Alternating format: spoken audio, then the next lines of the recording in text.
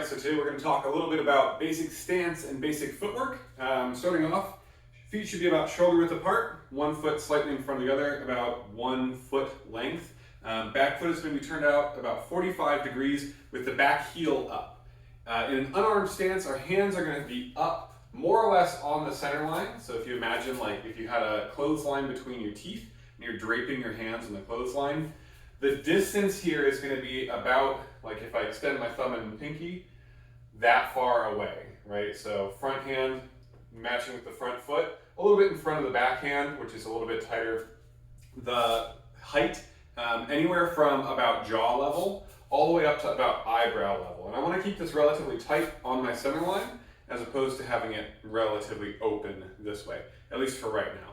Hands are going to be open and relaxed rather than clenched into fists, which will make me a little bit more adaptable, a little bit more responsive rather than plugged into one methodology.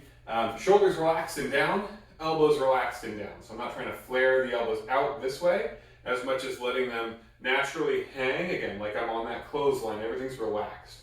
Shoulders are down, I'm not carrying a lot of tension. Elbows are down, partly to cover the ribs, partly not carry tension again.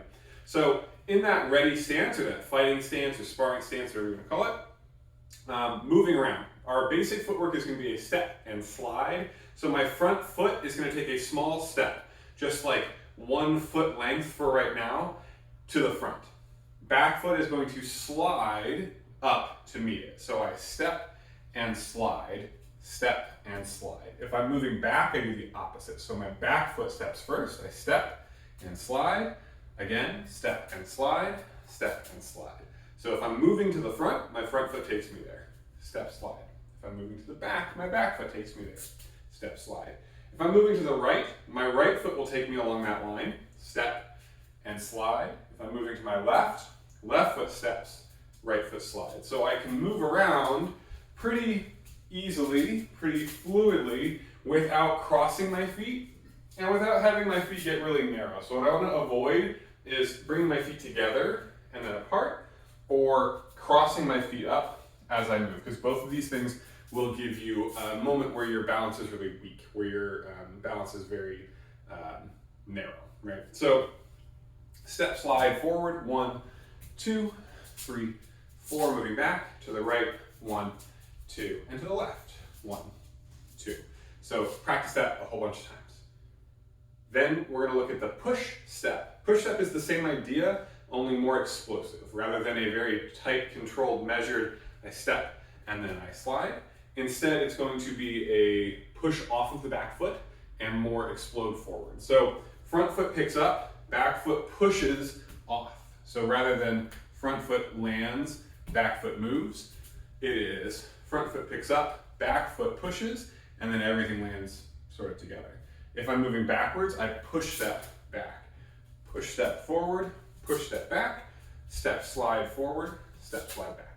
And again, I can move to the side, forward, back, but push step. Again, a little bit more explosive, a little bit more committed, rather than the step slide where I could almost change my mind halfway through and back out. This is our general cardinal directions, right? Forward, back, side to side. If you're looking at turning to the side, I can also obviously go 45 along this line. Moving along this line is a little bit trickier. I'm going to step, slide, or step, slide. Because again, I want to avoid crossing my feet or crossing my feet. So if I'm moving back into my right foot takes me. If I'm moving forward into my left foot takes me. And obviously, if I were to switch stance, everything just reverses. So moving forward with the step slide movement, side to side, push step. I can go 45s. I can go forward at a 45, backward at a 45. Again, not crossing, but widening the stance and then compressing it. If I want to circle, a couple of options. So if I'm trying to circle to my right towards my lead foot, I step in a little pivot. Step and pivot, step and pivot. If I'm trying to step towards the back foot, again, step and pivot. That pivot is going to drag the lead foot in a little bit.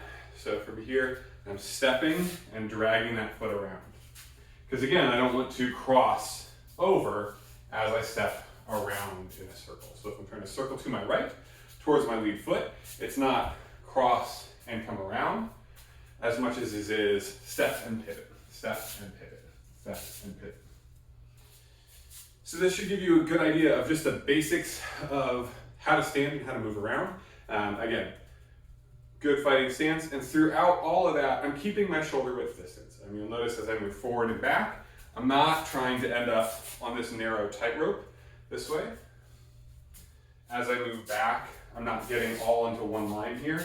I'm trying to keep my feet about shoulder width distance throughout. So I can move pretty easily, turn, corner, get a little bit of diagonals in there, get a little bit of mixed push step versus step slide, turn some sides, but throughout, shoulder width distance, because that's going to give you the best stability while also maintaining good mobility.